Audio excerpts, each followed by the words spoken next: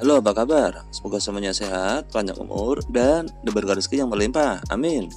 Untuk kali ini, kasih kabar karena mengabarkan dari dunia entertainment Indonesia.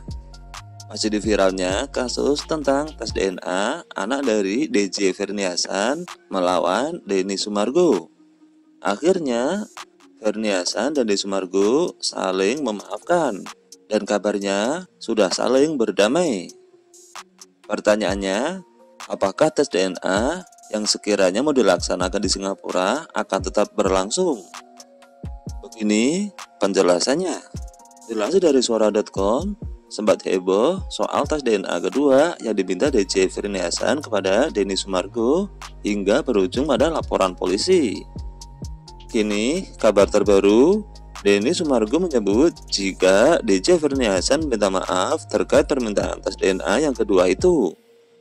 Sebagaimana diketahui, sebelumnya DJ Ferni Hasan sempat ngotot untuk minta tes DNA ulang.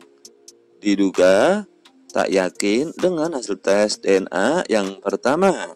Viral di media sosial membuat hal tersebut tak nyaman untuk Densu, hingga sempat melaporkan Ferni Hasan ke polisi atas tuduhan tidak pencemaran nama baik.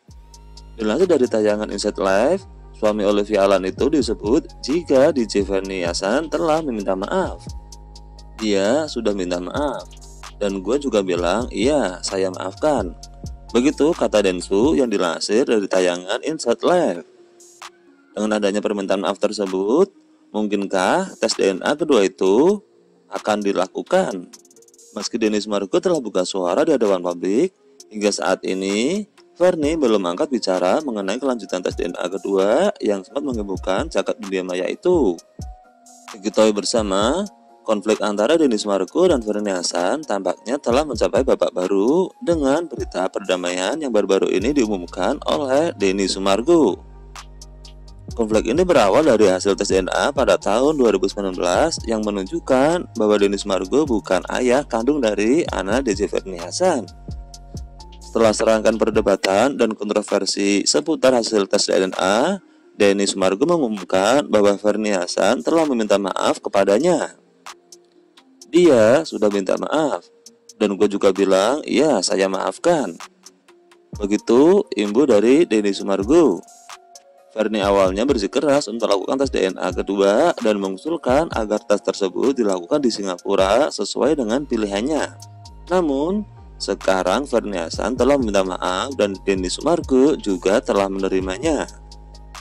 Ini adalah kabar baik bagi mereka yang mengikuti kontroversi ini, karena perdamaian adalah langkah positif menuju penyelesaian yang lebih baik. Denny Sumargo juga menekankan pentingnya niat baik dalam perubahan. Dia memberi saran kepada Ferni Hasan bahwa jika seseorang benar-benar ingin berubah, perubahan tersebut harus dilakukan dengan cara yang baik dan positif.